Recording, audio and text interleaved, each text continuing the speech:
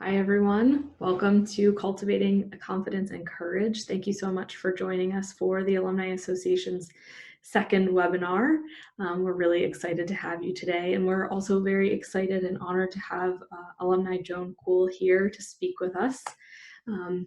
Joan is the author of Dig in Your Heels and Misunderstood Millennial Talent. She is an international speaker and consultant on talent management, career, communication, and leadership trends.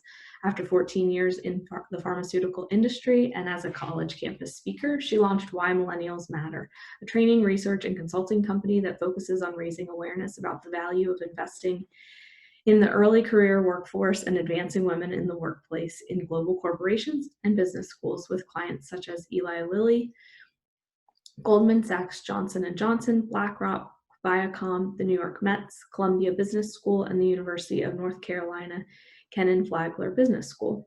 Her expertise has been featured in the New York Times, Harvard Business Review, NBC News, Cosmopolitan, and Success Magazine. Joan is a #SheBelieves champion for the U.S. Soccer Organization, developing a digital leadership academy, a contributor to Forbes Women, and currently serves on the board of Girls Inc. of New York City. She earned her BSBA at the University of Pittsburgh and MBA at Rutgers University. Thank you so much, Joan, again, for joining us today. A couple of notes. We will be using the Q&A function today to have attendees ask questions. And I will remind you at the end, but following, we will also have a brief survey. It will pop up automatically when we close the webinar.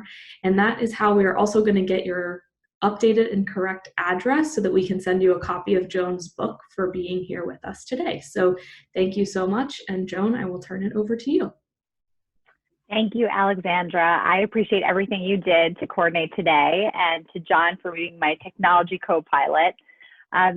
Let me say a couple thank yous. First to Provost and Senior Chancellor Ann Cudd, and our Senior Vice Chancellor for Engagement, Dr. Kathy Humphreys, who their encouragement and invitation was able to inspire today's program. And I have to say it's quite meaningful for me to see two strong, fierce females in those leadership roles, because when I was a student at Pitt, I had a great deal of mentorship from Provost Jim Marr and Provost Jack Daniels, who held those exact same roles, and Chancellor Mark Nordenberg. And so for me, also seeing Eva Bloom, one of my great mentors, who is an alum of Pitt, be the first woman to lead the Board of Trustees at the University of Pittsburgh, seeing women in these visible roles, without a doubt, inspires and has an impact on women who want to advance in academia. I also want to thank the Pitt Alumni Association, not only for co-hosting this webinar, but as I talk to you today about confidence and courage, we'll talk about relationships. And I know that the alumni of the Worldwide Pitt Network and the staff that work for the Pitt Alumni Association for the past 3 decades have had an instrumental role in my confidence, my courage, and my success, along with the College of Business Administration, CBA, which I'm a graduate of. I do want to start by thanking all of you for joining today. I know that this is a surreal and challenging time. For me too, it's both devastating and distracting as you're working from home, homeschooling kids from home, navigating the new job market, trying to keep things together personally and professionally. So I appreciate that you wanted to invest in yourself, because I believe that learning ways for you to bring your full talent to the table, to really contribute your full potential, I believe that's going to bring on brighter days ahead for all of us. So I'm going to also begin to share my screen.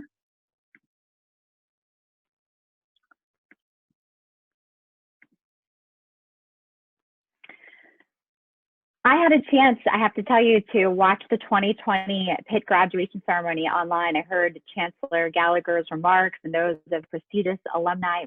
I had no clue about Mark Cuban and so many students. And again, I was so excited when the announcement of the 2 top student leadership awards, the ODK Senior of the Year Award and the Emma W. Locke Award, went to 2 fantastic and talented female students. So I just watch with great pride for what Pitt is doing to cultivate tremendous leaders while you're on campus and beyond.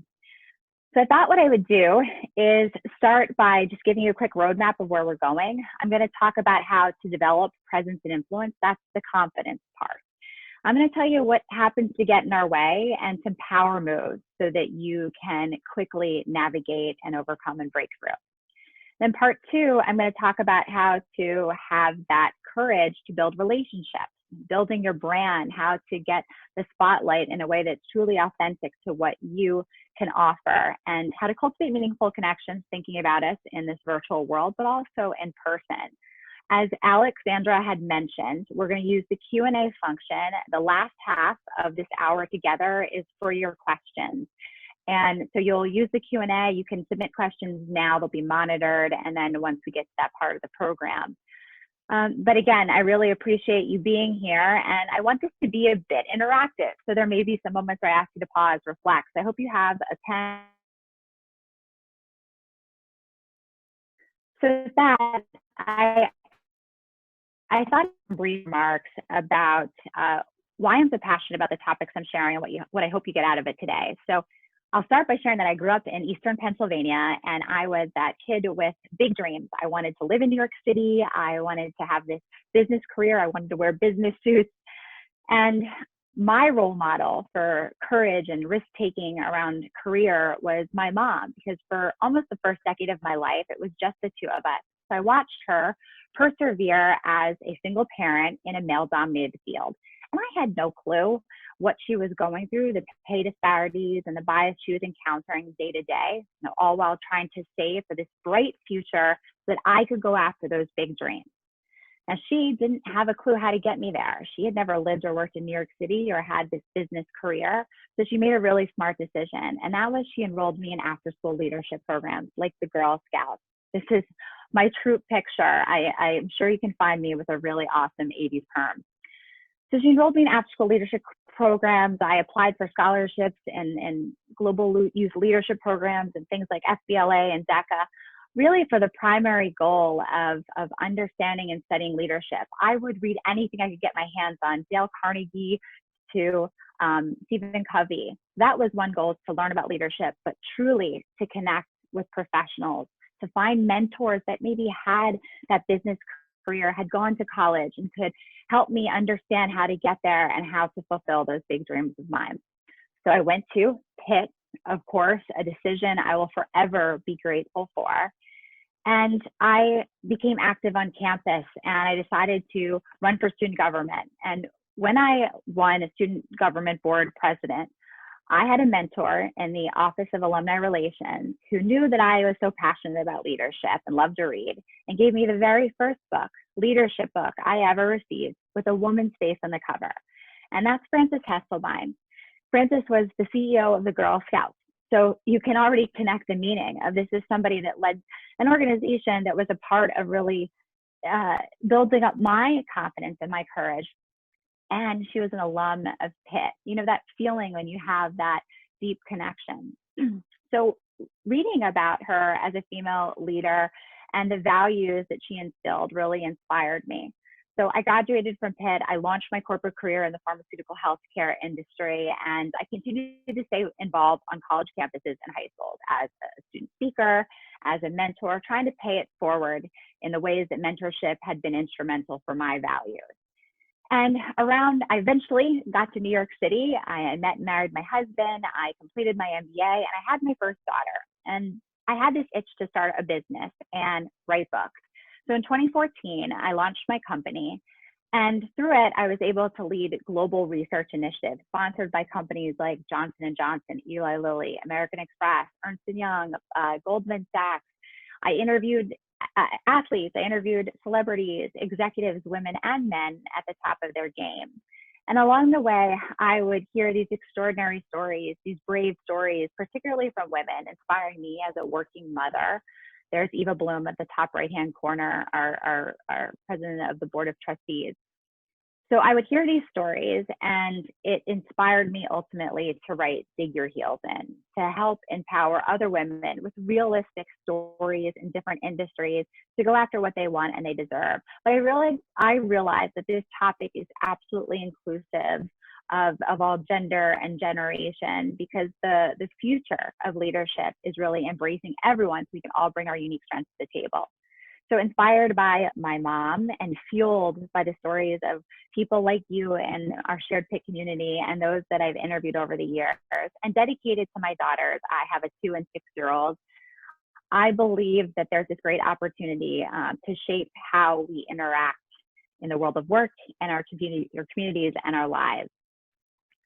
So with that, let me start off with the foundation that of what I see confidence truly is. There's a lot of definitions, but this one really spoke to me. So self-confidence is the ability to be and do all that you want in the world and be yourself in the process. This image here is basically depicting that confidence is about putting your thoughts into action. So, I want to lead a team. I would like to have an opportunity to take on this bigger role or get my master's, and taking action towards that starts to build the momentum, the energy, and it gives us more confidence. It's like greasing that inner wheel. Sometimes there is a kink in the chain. Sometimes we pull on the brakes, and the idea is to continue to try to connect those thoughts into action, build up that endurance, build up that reserve of confidence. Patty Kay and Claire Shipman, 2 world-renowned journalists, wrote this book called The Confidence Code several years ago. And they talked about how confidence, it's easy to recognize, because with it, you feel like you can take on the world, that invincible feeling. But without it, you live stuck at the starting block of your potential. And that is what I'm talking about. How do we figure out how to bring to the world, to work, to community, to school, our home life, our best, our strengths, our potential? So confidence is the goal. What is standing in our way? I have found from research that one of the biggest derailers for both men and women, particularly those that are ambitious and highly successful in achieving, is called imposter syndrome.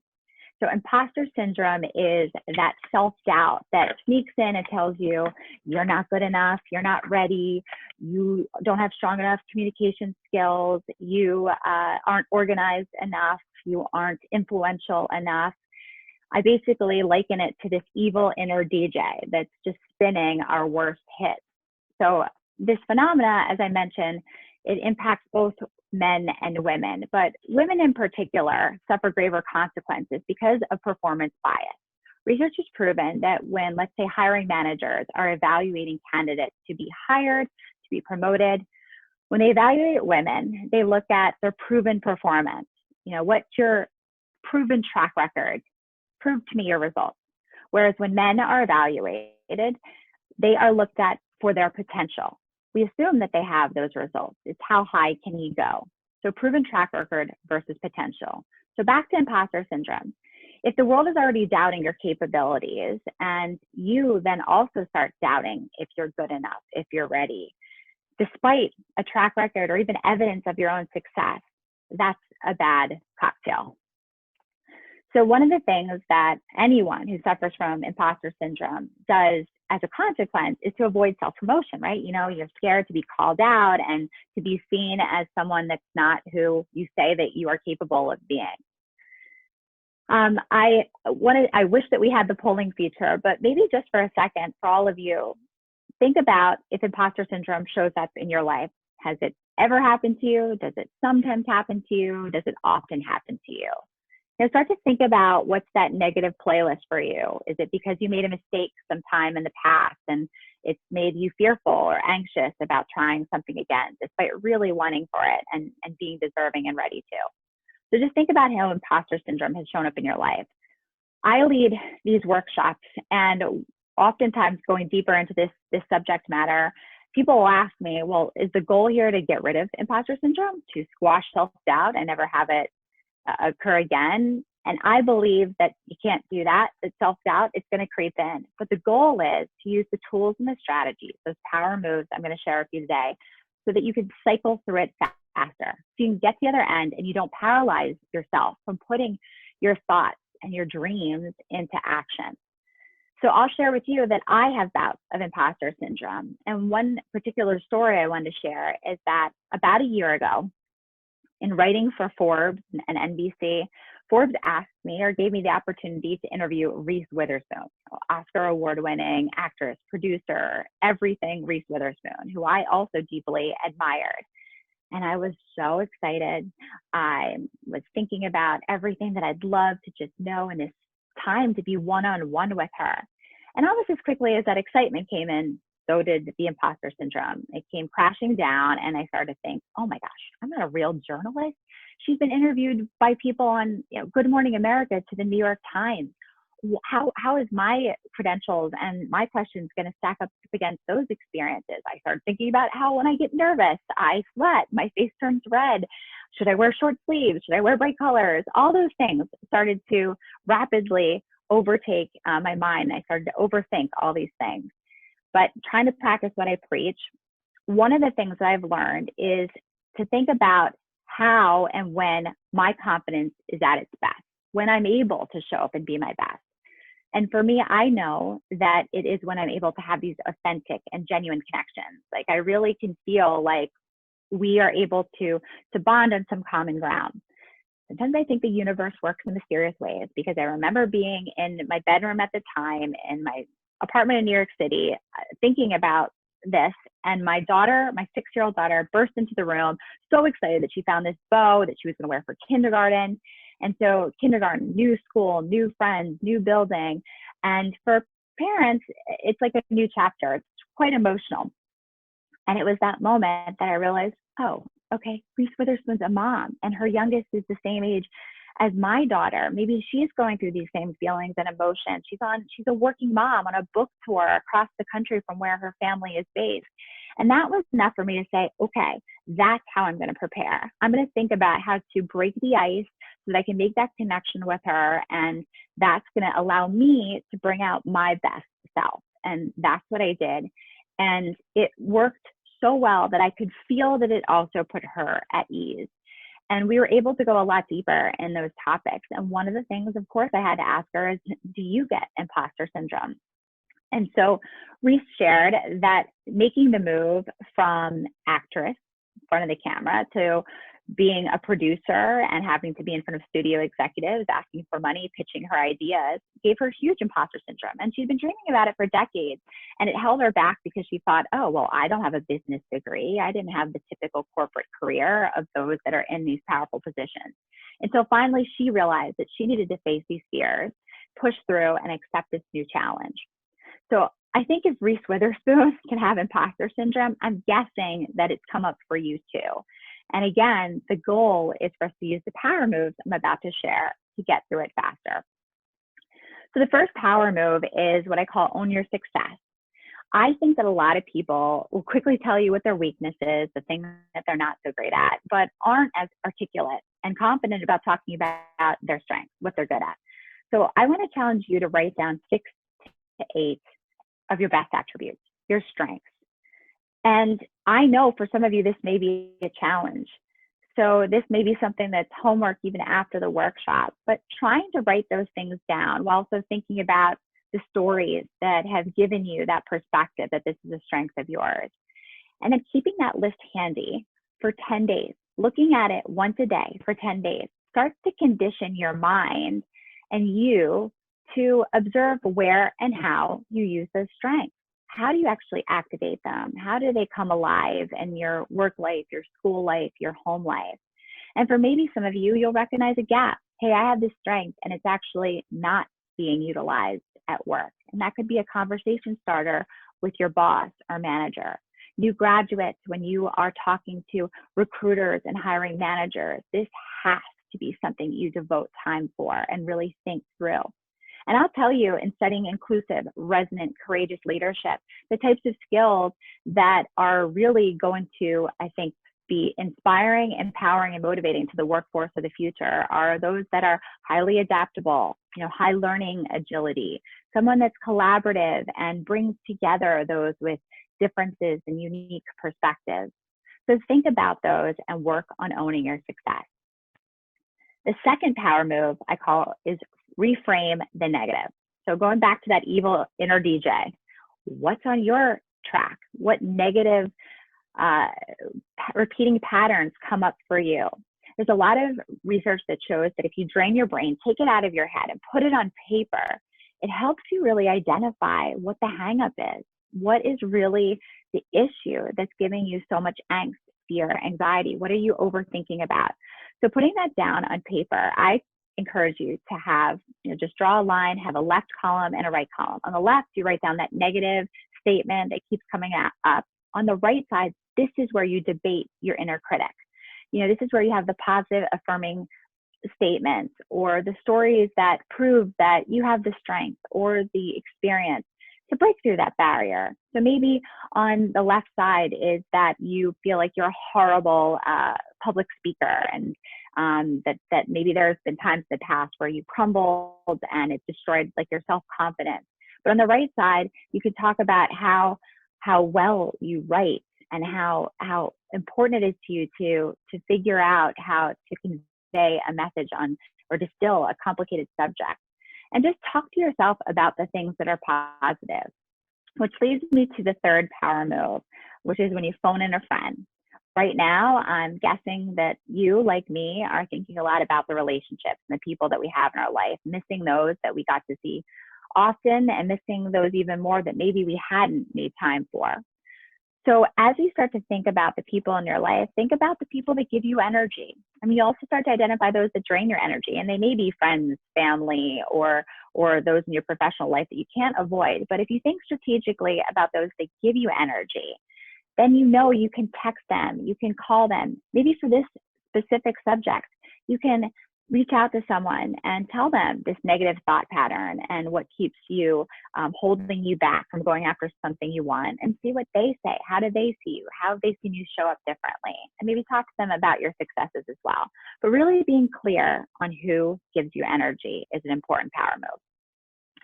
Whenever I talk about imposter syndrome, very quickly, it's an opportunity to talk about perfectionism, because many of us that strive, to achieve have these unrealistic expectations of what's possible for ourselves or what we want to be perfect in all aspects of our life. I was listening to the podcast Women at Work that is published by HBR, and the researchers on the show over the last couple of weeks have been interviewing women and families all over the world. And the key message is that everyone's struggling, particularly when women take on the emotional and mental load of thinking about everybody else before themselves. That there's good girl, the curse of the good girl of putting and devoting everyone else's needs before our own. So anyone, male or female, however you identify, suffering from that perfectionist trap, it encourages that overthinking and overanalyzing, and that paralyzes you from taking action, this all or nothing mindset. So I really encourage you to, again, talk through your goals with somebody that you trust, and make sure that right now you give yourself a break. If there wasn't a time, I think investing in just some simple steps that help you begin to build your confidence and your courage is really our goal here.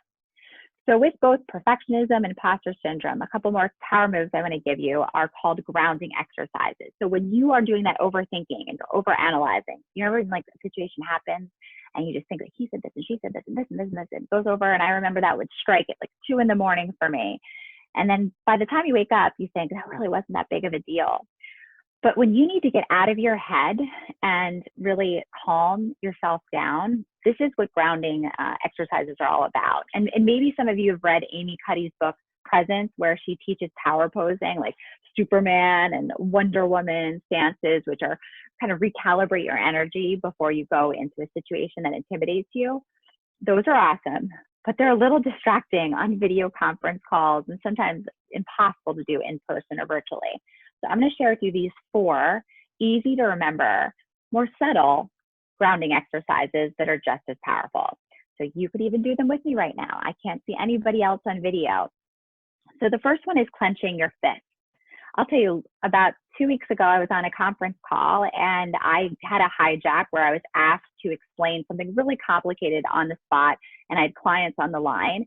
And I use this technique. I use it down by where my knees are, sitting in my chair, just clenching my fists and just trying to center myself that, I know this stuff, I just need to breathe and do my best.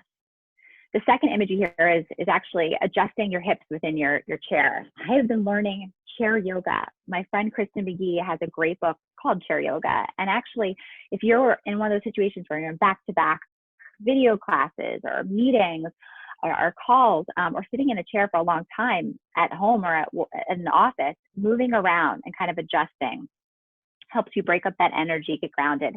The third vision or icon here is actually dig your heels in, which is ironic that my book has the same title, but there is tons of research about just feeling your feet. Dig your heels in, no matter what shoe, heel, sneaker, cleat, whatever it is, and get grounded again. And that last one is actually the recommendation to look at someone's eye color. Okay, now in person, you're capable of doing that. Allows you to kind of focus on the other person, get out of your head. And if you don't know the advice of, facilitating and being on video calls, we have to look at the camera. But when we're looking at individuals, our eyes go different directions. And that's still an okay thing to do if you need to get centered, is to kind of concentrate on the other people that you see. So those are 4 great grounding exercises. The next group of power moves are really because what I've learned is that when we are avoiding self-promotion, we're trying to shrink ourselves, we can tend to use diminishing language and diminishing behaviors and weak language, things that don't put us in the spotlight and show that we've got presence and influence and confidence. And one of the first things to be aware of is over-apologizing. And this is specific to women.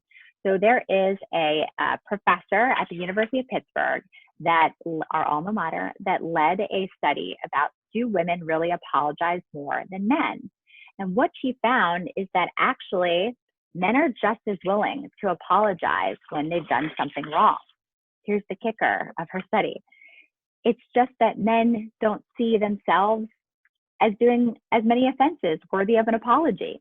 So both women and men look at the same situation, and a woman will view it as being more severe of an offense and more deserving of an apology, and men don't. So what's the takeaway? Women, stop apologizing. So I put this in a category, and why I wanted to share it with you, with those hedging terms, like I just want to add one more thing, or this will only take a second. I know it's off subject, or we're sorry to interrupt. Sorry, I have to leave early. The things that we say that really don't communicate that we have control, they basically put us in the position of others looking at us like we don't even believe we deserve to be in the room or have a voice. And so I really challenge you to think about those hedging terms, and if that's what shows up in your life. And this image here was shared across social media a bunch, and Email Like a Boss. I thought this is really helpful because in the blue, it basically tells you the situation and what's running through your head. Like, for example, top left corner, you're busy, there's a lot going on, 48 hours goes by and you haven't answered an email. It took a while, but you can deal. This isn't an emergency. And so instead you say, sorry for the delay. The alternative power move is to say, thanks for your patience.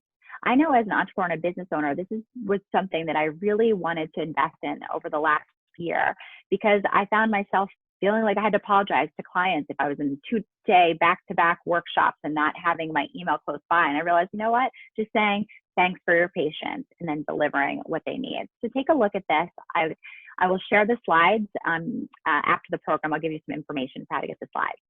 So the other thing here is women use 20,000 words a day on average. I wish that we had the chat room right now, but I'd love for you to guess. How many words a day do you think that men use? So 20,000 words a day for women. Men use on average 7,000 words. So think about who your audience is. And this is why sometimes we need to just get to the point. We need to be direct and say, I have an idea. Here it is. If you want more details, let me know, versus rationalizing, justifying it, like adding all this extra unnecessary detail to just be succinct and get our point across. Now, this is tricky because women bond over language and sharing stories. So again, just know your audience. In the upper right-hand corner, I wanted to share with you that thanks to Provost Ann Cudd, I started reading up on research done by Lise Westerlund. Lise is also a professor at the University of Pittsburgh. She's an Andrew Mellon Professor of Economics. And she has been studying the fact that oftentimes women say yes to tasks that are really not related to their job responsibilities. And they're the kinds of things that take away from our strategic work, the kind of work that'll get you recognized and ultimately promoted. So Lise joined up with Linda Babcock, who is a Carnegie Mellon professor and really well-known researcher for asking, for looking into how women need to negotiate their first job salary, or it's a penalty of $500,000 loss over the course of their lifetime. So I have literally been reading Linda Babcock since I graduated from Pitt 20 years ago. So Linda Babcock and Lise Westerlund have this new research about when we just can't say no. And they actually came up with this idea, you can see the headline in the New York Times, of starting a no club, where you can talk to others. And this may not just be something for women, but maybe introverted personalities, those that don't feel like they're assertive or aggressive enough. And you just find yourself feeling like the yes person. And again, it takes you away from all those things that activate your strengths. Then the last resource on this slide I want to share is a great book that's coming out next week called Ask for More by Alex Carter. She's a professor at Columbia Law School. And what I think was helpful is any of you that are intimidated by negotiating, she describes negotiating like steering a boat, steering a conversation. And she teaches you 10 questions to help you negotiate for what you're looking for, what you want in life, in work. It's really practical all around. So I highly recommend it. Okay, so self-promotion starters, to summarize the things that'll really help you bring out your best and project that to others, is be succinct. Remember, I talked about the 20,000 versus 7,000 words. Think about headlines. As a speaker, when I'm writing a speech, I will use Post-it notes to just, because I'm pretty verbose, I will put up the Post-it notes of all the points, all the stories, all the things I want to share. And then I look at it and say, but what's the headline? What's the one thing, if you took this away from our time together, that is most important to me? And that helps me trim away more details. So be succinct, think headlines. Use narrative stories. We have so much information flying at us and messages, even from the media, every day. Living in New York City, I think about this because my daughter sees 5,000 media messages a day. So back to all of us now living at home and digesting all this information, stories are more memorable. Think about your strengths under the Own Your Success category, and how do you bring those to life? What's the story? And then the third piece of advice is tie that story to outcomes and impact. It could be outcomes that are business related. It could be academic related. It could be impacts on people. You don't have to save the world with your stories, but being able to follow that pattern of saying what the story is, your unique strength that you brought to the table, and how it had a result is really powerful to whoever you're trying to communicate your brand to. Finding that common ground, like I gave the Reese story, and aiming for connections. You don't have to overshare, but try to think about the impression you want to make. Think about who's going to be in the room of a Zoom call before you enter it, or an audio call, who's on the line. And then finally, practice, practice, practice. You can't wing it in those important moments. You know, use your phone and practice. I use the recording app all the time, whether it's tough conversations or speeches or presentations I'm preparing for. This idea of exuding grace under pressure goes back to those grounding exercises. Use and learn and experiment with whatever you can to get you into that most comfortable, confident, and ready to take on the world place. So I've got just a couple more slides before we get to the Q&A, but this is really the most important part to me, which is about relationships and strengthening our relationships. I mentioned earlier that I've studied generation and gender. And even though the zeitgeist of the media will tell you that everyone's so different, and you know, millennials, wow, they're the worst. That was the headlines for the longest time when I launched my business. The truth is that we all have more in common than we could have ever imagined. And that really is why we need to cultivate trust and meaningful relationships and share our journeys and stories with each other. So 2 important roles that I hope that you pursue and have in your life and career are that of mentors and sponsors. I told you mentors have made a world of a difference for me. I could rattle off people, you know, Mary Jean and Bob Lovett. I could think of all the professors and leaders I had, Audrey Morell at CBA, student affairs team, so many people that mentored me from high school to college and then in my career. But sponsorship was an elusive concept I didn't understand until a decade into working. And so a mentor is someone who gives you guidance and offers you advice on probably personal and professional situations and can shed light, kind of coach you through tough questions and situations. Sponsors have to be somebody in a senior leadership position or a position of power and influence in a field or in a situation where you're looking to gain some traction. They can help you provide that, whether it's opening up the door to high profile assignments or promotions or pay raises. So sponsorship has to be earned, and definitely mentors can become sponsors, but these are both critical for career advancement. I'm happy to answer more questions about that when we get to the Q&A. So next, how do you map your relationships to goals? I find that many young people, those that are students, new grads, and particularly women, those that are minorities in situations, or first generation college students talk to me about this a lot, is that we want to, and we can be great at cultivating relationships, but leveraging them for our goals is where we fall short. So again, if you have a piece of paper, write down what a 2020 goal is for you. It could be social. It could be, I just want to spend more time connecting with friends. It could be personal or professional. Maybe you want to become a stronger public speaker. And then I want you to think about your current network of relationships in these three categories. So the first is, who do you know that's already achieved that goal? And put an X by their name. Who do you know that has influence over your ability to achieve this goal? Let's say you want to get your master's and you're working. Well, clearly taking time off and that flexible schedule, your boss, your manager, maybe your partner or roommate is going to be somebody that is going to have influence over your ability to achieve that goal and be successful. Third category, and put a star by their names. The third category is who boosts your confidence and energy. I can't repeat this enough. Really think about the people. They don't have to have a clue about what that thing is that you're going after, but they believe in you and they make you feel good. And those are important people to have on your map too. So try this, the X, the star, and the plus sign, to think about where there are some gaps. If you don't know anybody that achieved that goal, that gives you a starting point to start talking to those that you do know and say, do you know anyone that you could introduce me to? Cultivating meaningful connections. So I talked about matching your goals to those connections. That's really the point of the mapping exercise. This is an important tip. Avoid one-time meetups and strive for recurring patterns. And I mean this for virtual and absolutely to show up in person. So let's say you have a mentor meeting, or maybe you went through LinkedIn and connected with a Pitt alum to talk about a career field or a company that they worked for. And you're so excited you get that, maybe 15 minutes.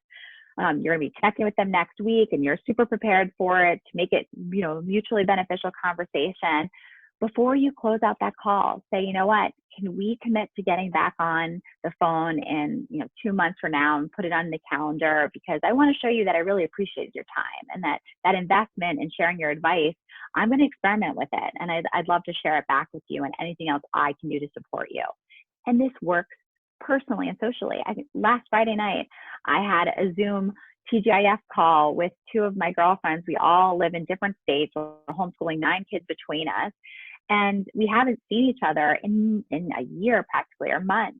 And we felt so good having that time to connect. And before we got off, we knew that life would just strike us again. And there may not be, maybe another 6 months that goes by. We said, let's get back on the phone before Memorial Day, and just crystallizing that follow-up. The third tip, make time for thank you check-ins.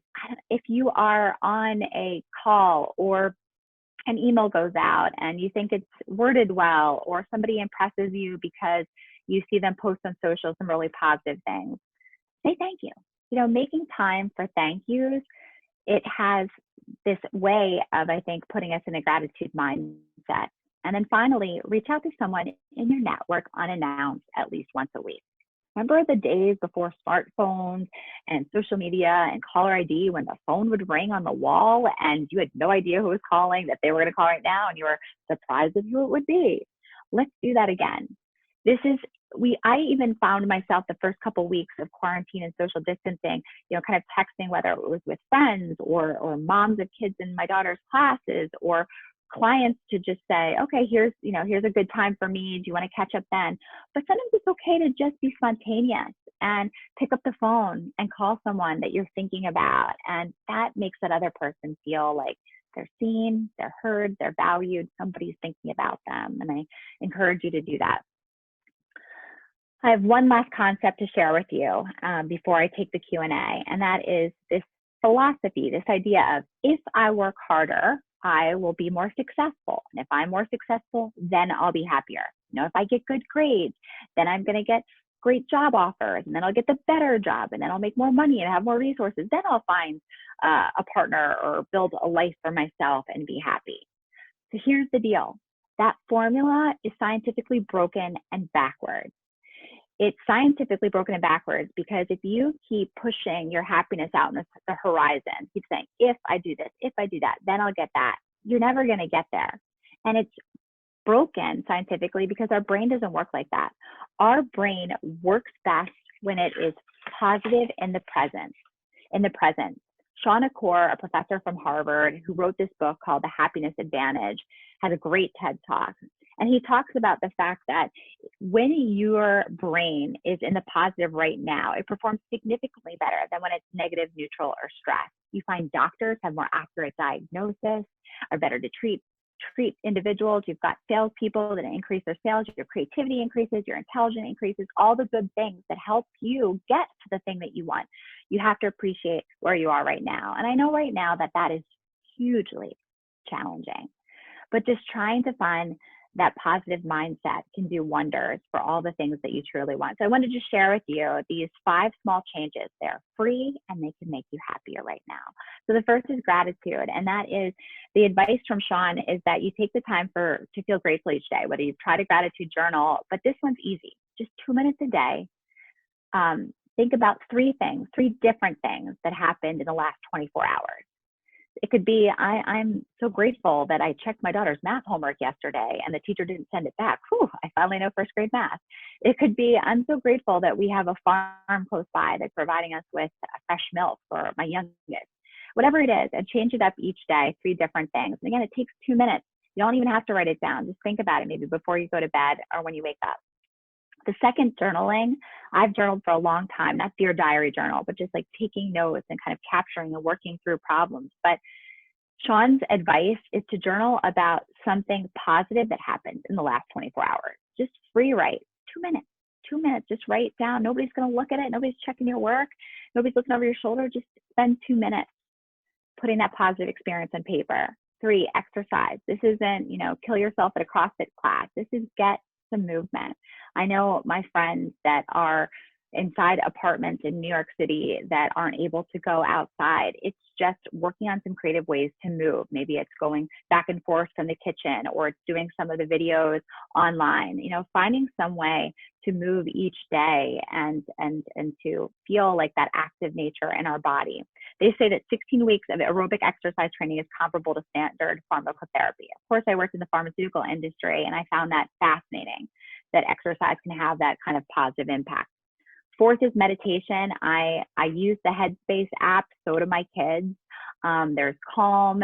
Meditation, I used to think that it was turning off your brain until I met the leaders of Headspace and the work that I've done with the US Soccer Organization and Nike.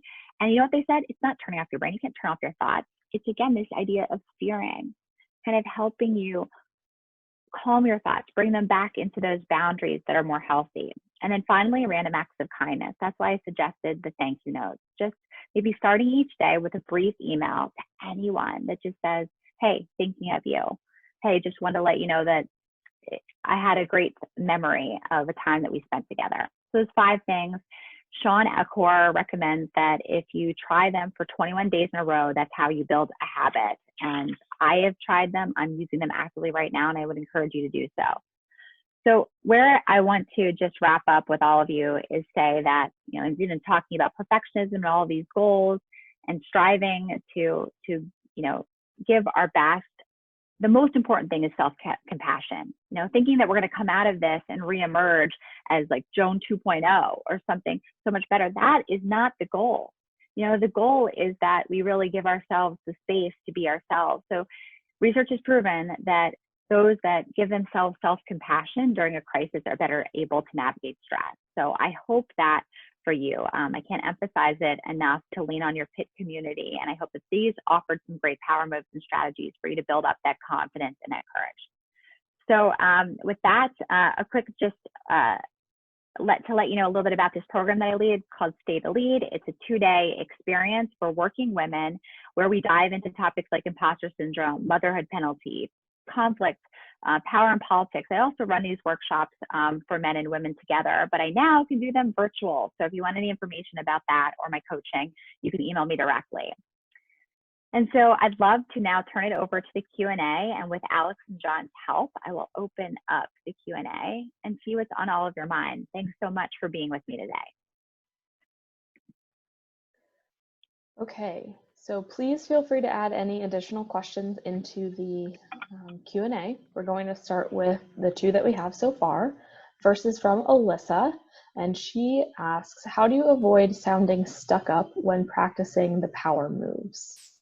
Oh, that's such a good question. And particularly the research that I've read about women, there's this thing called the likability penalty, which is maybe what you felt, that when men assert their ambition and express themselves in assertive ways, they're liked more by women and men. And when women do the exact same thing, they're liked less by both men and women.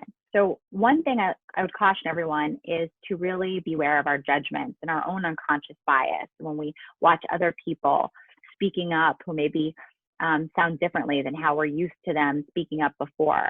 Second, for yourself, practicing these power moves so that you don't sound arrogant or overly narcissistic, right?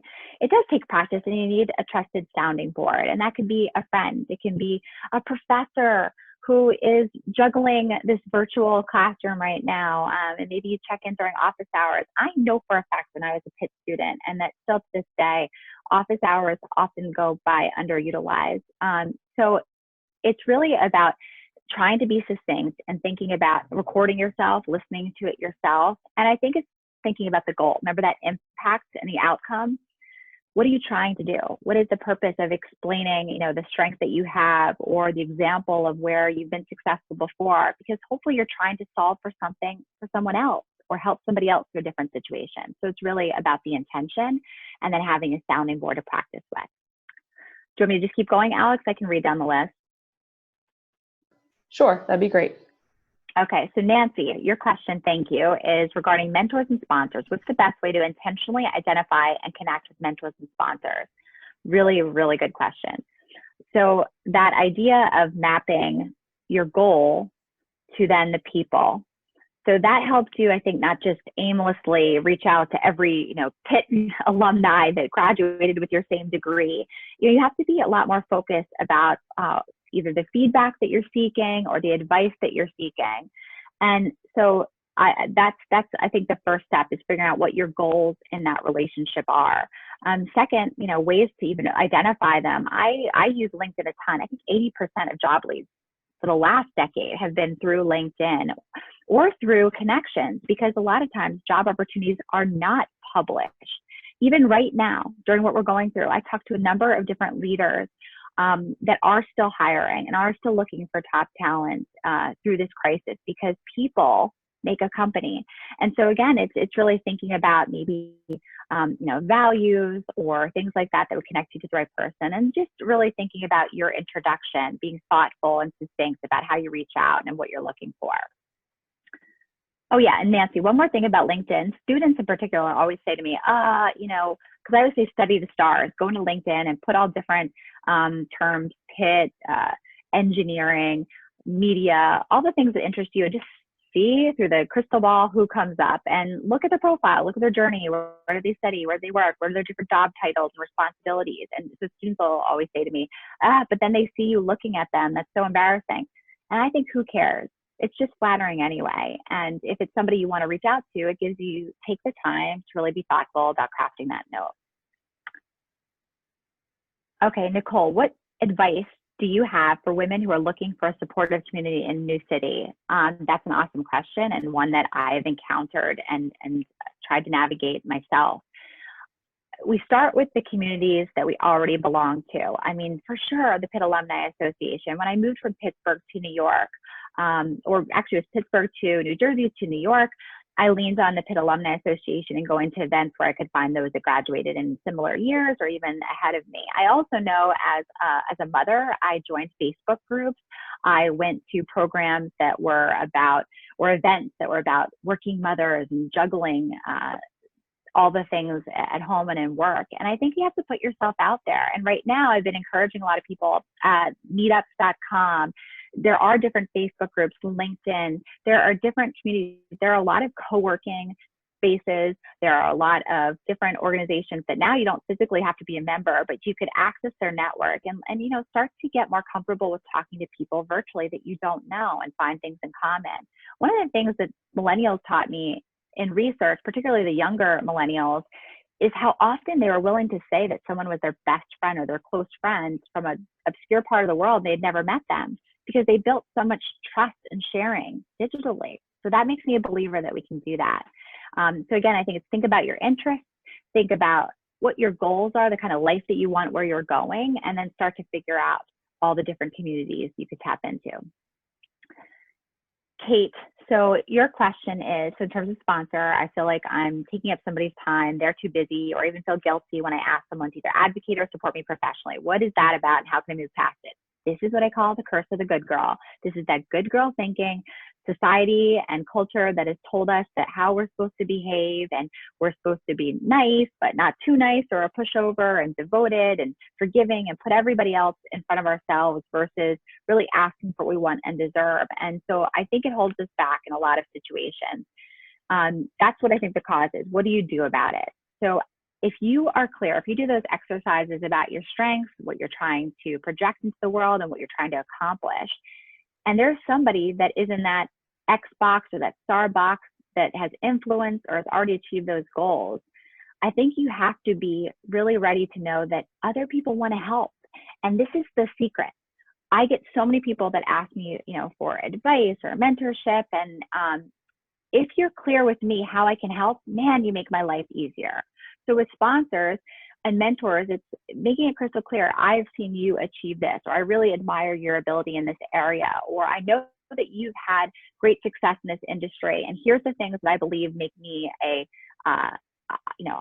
highly talented candidate for that, and for you to open up the door and feel like I am able to burnish your brand too, or to build your brand and your legacy. So basically you're making that person look good as well. And I will share some more, if you want a copy of the slides, you can just add your email into my newsletter on my website, and I'll send you some free stuff on imposter syndrome and a copy of these slides, and I'll add that extra one in about how to show up to get mentorship and sponsorship. Okay, Allie, Shireen Allie, I hope that I'm pronouncing your name right. It says, how do you find the confidence to speak up when you are the only female and youngest attending a meeting?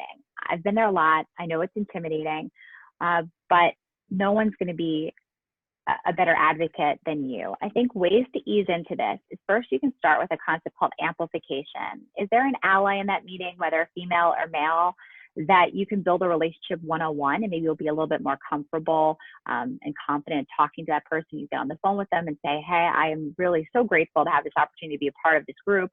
I have some ideas around XYZ that I'd love to share. You know, can you help me cut in? Can you help me get the floor? I mean, that's what we have to do. We have to sometimes lean on an ally to open the door until we have the confidence to speak up. I think you have to practice it. If this is a regular occurring meeting, maybe there's a process and there's a time where the floor is open. Who's the host of the meeting? How can you get to them beforehand and say, just honestly, you know, speaking in public, particularly on these video or audio calls, intimidates me. And I have an idea that I'm really working on, and I'd love to have time to speak to it. Can you put me on the agenda? And then, so great question. I hope that was helpful. Nancy, but you mentioned you're a working parent. Any advice you have for other working parents in balancing life today when we're expected to be caregiver, teacher, and worker simultaneously? Oh yeah, I mean, we can do another webinar on this. Let me give you a couple book recommendations. Actually, #1 book that I found helpful right now is called Fair Play, written by E. Brodsky. That's basically about equity in the home. And particularly right now, I'm doing survey after survey of working women around the world, and they're talking about their second shift responsibilities, whether they're a parent or not. Maybe they're caring for aging parents, looking out for neighbors or somebody in their life. This is a lot. And like I talked about self-compassion, what happens is when you take on that role of taking care of everybody else, guess what gets sacrificed? Your self-care and probably your mental health. And what that leads to is burnout, exhaustion, and then you don't show up well for all the rest of those people. And that's, to be honest, the inner voice that I keep telling myself is that, and a lot of this comes down to communication and planning. And this can be tricky. And that's where Eve's book, and she has free webinars on a weekly basis right now. If you follow her website or her on social platforms, where she talks about how to talk to a partner or how to just talk to your family about really your time is just as valuable as everybody else's. And how can you just break up those tasks, just like the tasks in the office that are not promotable? So is the survival list, like that never ending list of like filling the toilet paper and the toothpaste and the soup and the milk and all those things. So sharing that, particularly with homeschool, it's hard. It blew my mind the first couple of weeks, even though our community of teachers and staff are amazing. But just getting into the groove and asking for what I need to my husband has made a world of difference, and dividing up that time. So again, I feel for you. I really have so much gratitude to all of you for being here today and all that you're taking on. But remember, I think to get to the other side, we want to get there feeling like we strengthened our relationships and we took care of ourselves the best that we could along the way. So the last question I see here is, no real question. Here's my challenge. I'm working with people who say they want to collaborate, but then I finally realized that they are totally resistant and honestly do not want to. Frustrating. That's tough. You know, I think it's tough when you feel like, I mean, I wish I had a crystal ball to tell you that all of you that would show up to a webinar like this and ask questions that are leaning into understanding this information, you're open to evolving and really trying to connect with others. I can't promise or change other people and make them be like that. So that can be a really frustrating wall. But leadership doesn't require a title. Leadership is all within, and how you show up and you role model your honest and genuine intentions. Somebody's watching, somebody's listening. So I think continuing to try to put yourself out there and find ways to connect. There's got to be some reason, some common ground, or something that could be more efficient if you both worked together more, that you can use to lead into a one-on-one conversation. I think with the large groups, it's really better to try to make those connections one-on-one and start to build that rapport, which I think will start to have an impact on the culture of the entire team. Hang in there and remember to have those energy building people that you can call. And you know, sometimes our world of work is super stressful, but our personal life is going well. And sometimes everything's crashing at once, but really trying to make sure that you prioritize and take care of those relationships, which means you should also be serving up and showing up for others in that way too. So thank you for your question, Mary. Okay, looks like one last question, Alexandra, before we hit the 1 o'clock mark. So I was wondering what advice you would have for current students, especially blue and gold ambassadors. I love it. How can they help get this message across? Take the slides, share it. I've never been that speaker that's like, oh, my slides can't be shared. I hope that I conveyed it in a simple enough way that you can make it your own. This is research-based topics, and the strategies that I call power moves are also proven with people working in different industries and at different stages of life. So of course, I'm happy to lead webinars and connect with other groups. You have my contact information there, my email, my website, but pass this forward. I think, you know, again, leadership doesn't need a title, particularly as Blue and Gold Ambassador. You understand the value of all those different roles in the PIT community, from the trustees to the staff and leadership to students, prospective students, alumni, and building a bridge to connect everyone, and maybe showcasing those examples from Blue and Gold where you've built relationships in maybe unimaginable ways. That's a great way to promote yourself and your abilities to build relationships, but also encourage others to do it as well. So that looks like the last question. Again, let me just say thank you so much for everybody tuning in. Alexandra will be able to tell us if this is recorded and available. If you sign up for my newsletter, I'll be able to send you the slides and some of those other materials. But thinking about all of you, cheering you on, and hail to Pitt. Okay, thank you so much again, Joan. A big thank you on behalf of the Pitt Alumni Association to Joan. Also reiterating Joan's thank you to Provost Cudd and Dr. Humphrey for connecting us all together and allowing us to work with you. We greatly appreciate that. A reminder that after we close this out, a survey will be available. It's a quick 4-question survey. It just allows you to tell us a little bit about today's experience. And the 5th question is enter your address so that we can send you a copy of Joan's book for being here and being with us today. We're going to actually have 3 webinars next week, and so we will be sharing that information on social very soon. They will be Tuesday, Wednesday, and Thursday.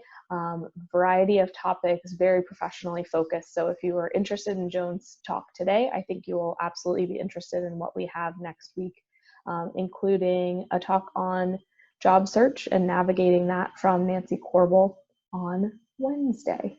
So please keep an eye out for those. And we did record today's session, and we will send an email in the next several days of how you can access that link and review the recording. And then, like Joan said, if you go to her website and join her newsletter, she will share her slides with you and some additional resources. So thank you all so much for being here, and we hope you have a great rest of your week. Thank you. Thank you all.